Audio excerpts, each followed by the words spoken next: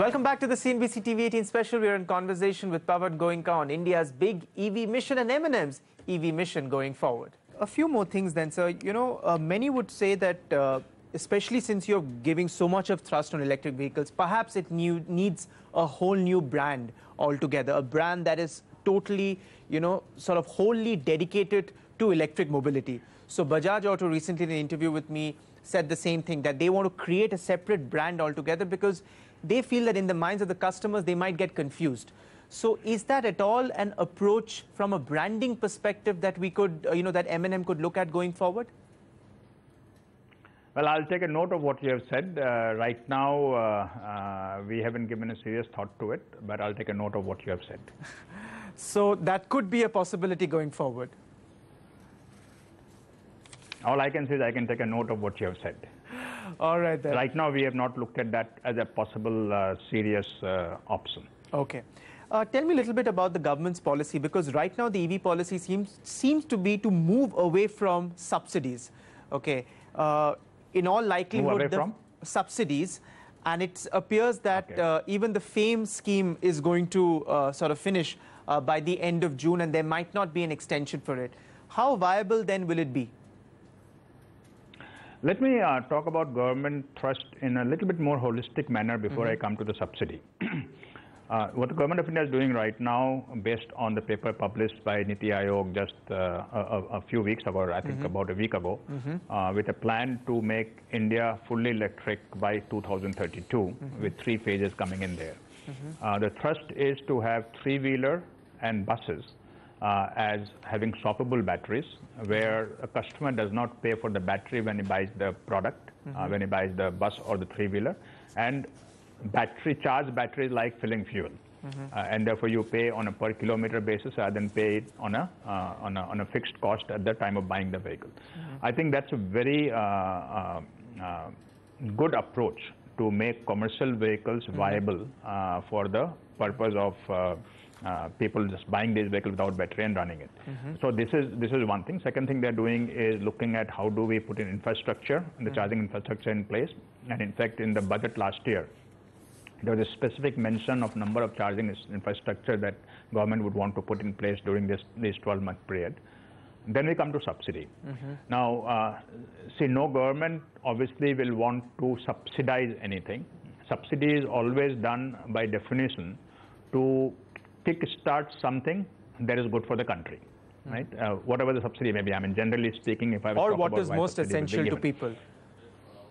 Or what is most good for the country, or good for the country is what's essential for people, right?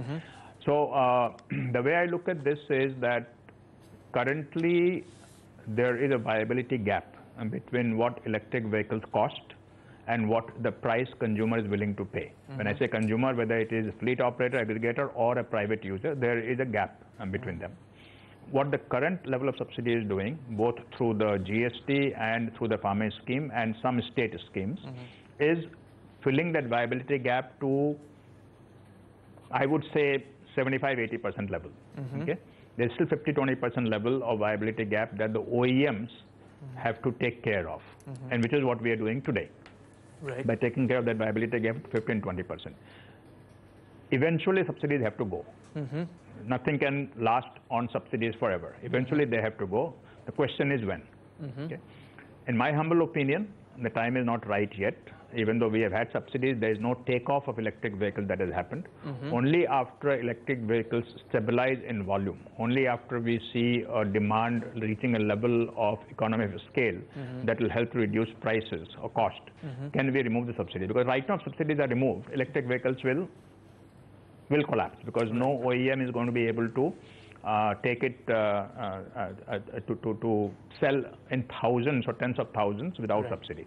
And that is true everywhere in the world. There's not a single country in the world today where electric vehicles work on subsidies. I'm not looking for more subsidies. All I'm saying is whatever is in place today, let it be continued for some time so that we are able to invest money, we are able to grow volume, we are able to then use economy of scale to reduce cost, and then it becomes a cycle that feeds on itself, then it doesn't require government subsidy. Right. Whether that time is 4 years, 3 years, 5 years, that the government of India can decide. Most countries have given subsidies for very extended period of time that government can decide.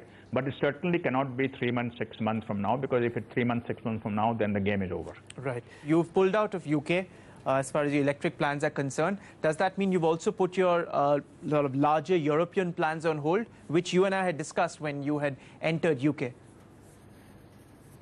No. The reason we pulled out in UK right now is that suddenly, frankly, the reason we went to UK at that time was that not much was happening in India.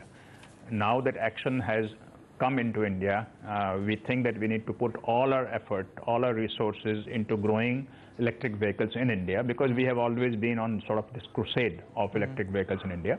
And that's the reason we said that current product, let's focus on India, and let's not divide our resources in other markets. And frankly, we were not doing very well in UK, because this is not the kind of product that the UK customer is looking for. This is a product designed for India and India-like markets.